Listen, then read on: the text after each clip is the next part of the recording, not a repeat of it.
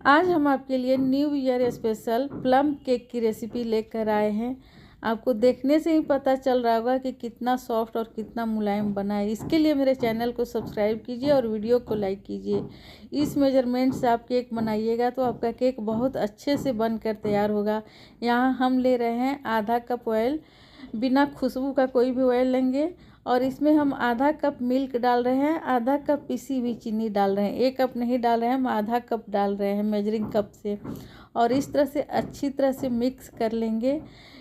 चीनी आप अपने टेस्ट के अकॉर्डिंग कम ज़्यादा कर सकते हैं, क्योंकि मेरे बच्चे चीनी कम खाते हैं, इसीलिए मैं थोड़ा मीठा कम खाते हैं, इसीलिए मैं इसमें कम तेल और कम चीनी डाली हूँ। और इस तरह से अच्छी तरह से मिक्स कर लेंगे। इसमें हम डाल रहे हैं ऑरेंज का स्किन, ग्रेट करके इस तरह से डालेंगे। ऑरेंज के स्किन से इसका टेस्ट इतना अच्छा होता है कि लगता है कि आप फ्रूट, एकदम फ्रेश फ्रूट खा रहे हैं। केक जैसा पता ही नहीं चलता है कि आप केक खा रहे हैं कि क्या खा रहे हैं। बहुत अच्छा लगता है, इसलिए मैं आपको सजेस्ट करूँगी, रिकमेंड करूँगी कि आप इस तरह से फ्रेश ऑरेंज का जो ऊपर का छिलका होता है वो ज़रूर डालिएगा। कीनू का छिलका नहीं डालिएगा। ऑरेंज जो होता है, नारंगी जिसे बोलते हैं, संतरा, संतरा का छिलका ज़रूर डालिएगा। अच्छी तरह से मिक्स कर लेंगे। यहाँ हम 1 कप मैदा डाल दिए। मैदा को जिस कप से डाल रहे हैं उसमें दबा कर डाल रखेंगे और इस तरह से डालकर अच्छी तरह से मिक्स करेंगे। जब तक मैं मिक्स कर रही हूँ और दूसरा कप डालने से पहले आप मेरे चैनल को सब्सक्राइब कीजिए और वीडियो को लाइक कीजिए। और इस तरह से मैं तो 1 कप डाल चुकी, दूसरे वाले कप में भी आधा कप से थोड़ा सा ज़्यादा है, क्योंकि बैटर थोड़ा सा पतला लग रहा है। तो मैं 2 कप, पौने 2 कप मैदा का केक बना रही हूँ। तो इस तरह से आधा कप से थोड़ा सा ज़्यादा, पौना कप यानी कि पौने 2 कप इसमें हम मैदा डालेंगे। अच्छी तरह से मिक्स करेंगे। फिर से मैं कह रही हूँ कि चीनी आप अपने टेस्ट के अकॉर्डिंग कम ज़्यादा कर सकते हैं। और इसमें मैं तेल भी कम डाली हूँ और चीनी भी कम डाली हूँ। और इस तरह से जिस ऑरेंज का स्किन हम ग्रेट करके डाले हुए थे, उस ऑरेंज को हम 2 टुकड़ा करेंगे और दोनों टुकड़ा का जूस इसमें हम डालेंगे केक में। कि ध्यान रहे कि ऑरेंज का एक भी इसमें बीज नहीं जाना चाहिए। एक भी बीज जाएगा तो पूरा केक कड़वा हो जाएगा। इस तरह से बहुत ज़ोर से नहीं निचोड़ेंगे, जितना जूस नॉर्मली निकल सके ऑरेंज का, उसी तरह से इसका नॉर्मल जूस निकालेंगे। एकदम ज़्यादा निचोड़ कर निकालिएगा तो अंदर का जो एक कड़वापन होता है वो भी निकल कर बाहर चला आएगा। तो नॉर्मल हाथ से, एकदम हल्के हाथ से दबा कर इसका जूस निकालेंगे। इस तरह से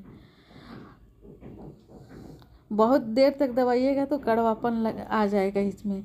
और दोनों भाग का जूस हम इसमें डाल दिए। अब इसमें हम डालेंगे चॉकलेट का पाउडर। चॉकलेट का पाउडर हम यहाँ 3 चम्मच डाल रहे हैं। और क्योंकि पौने 2 कप है तो जिस कप से, यानी कि टेबल स्पून से, हम इसमें बेकिंग पाउडर 2 चम्मच डालेंगे और 1 चम्मच हम बेकिंग सोडा डालेंगे। 3 चम्मच चॉकलेट का पाउडर डालेंगे। इस तरह से सारा कुछ छान कर अच्छी तरह से मिक्स करेंगे। जब तक मैं चॉकलेट पाउडर छान रही हूँ और बेकिंग सोडा, बेकिंग पाउडर छान रही हूँ, तब तक आप मेरे चैनल को सब्सक्राइब कीजिए और वीडियो को लाइक कीजिए। और इस तरह से अच्छी तरह से हम मिक्स कर लेंगे इसे। अभी कंसिस्टेंसी इसका थोड़ा गाढ़ा लग रहा है, क्योंकि ऑरेंज जूस डालने के बाद भी थोड़ा सा गाढ़ा लग रहा है। इसमें हम थोड़ा थोड़ा करके दूध डालेंगे, एक बार में ज़्यादा दूध नहीं डालेंगे। ज़्यादा दूध डाल देंगे एक बार में तो कंसिस्टेंसी एकदम पतला हो जाएगा और केक बनने में बहुत टाइम लगेगा और ठीक से बनेगा भी नहीं। तो चम्मच से नाप कर ही 2 चम्मच इसमें मैं दूध डाली हूँ। और इस तरह से अच्छी तरह से मिक्स कर लेंगे। केक टिन को पहले से हम ग्रीस करके रख लेंगे। यहाँ हम डाल रहे हैं टूटी फ्रूटी। टूटी फ्रूटी को मैदा में रैप करके इस तरह से रैप कर लेंगे। इससे क्या होता है कि मैदा में रैप कर देने से केक में चिपकता नहीं है, ये अलग अलग रहता है और खाने में बहुत अच्छा लगता है। नहीं तो ऐसे बिना मैदा में रैप किए डालिएगा तो ये नीचे जाकर बैठ जाता है, इसलिए रैप करना ज़रूरी होता है। ये स्टेप को ज़रूर फॉलो करना है। और इस तरह से टूटी फ्रूटी को मैदा में रैप करके डालेंगे। अच्छी तरह से मिक्स कर लेंगे इसे।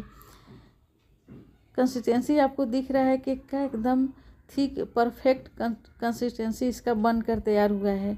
अब केक टिन को हम पहले से ग्रीस करके रखे हुए हैं, तो इसमें हम बटर पेपर डालकर और इसमें हम केक के बैटर को डाल देंगे। कढ़ाई को भी पहले ही हमें प्री हीट कर लेना है, कढ़ाई को बाद में नहीं गरम करना है, बस थोड़ा छोटा छोटा बात का फॉलो करना है, हमें कढ़ाई को पहले से हीट करके रखना है।